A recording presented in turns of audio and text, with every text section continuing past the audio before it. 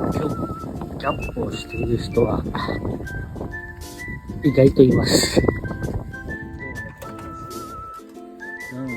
ります。一度降りるとすぐ海です。立地条件最高。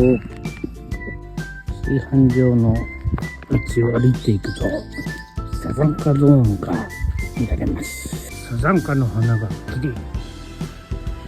落ちてる花もきれい。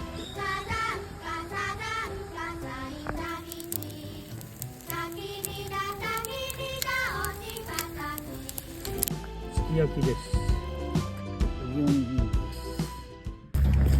魚付き小アルビ魚付きだそうです。来年にこりゃ来年じゃなこれは吹いておりません今日は。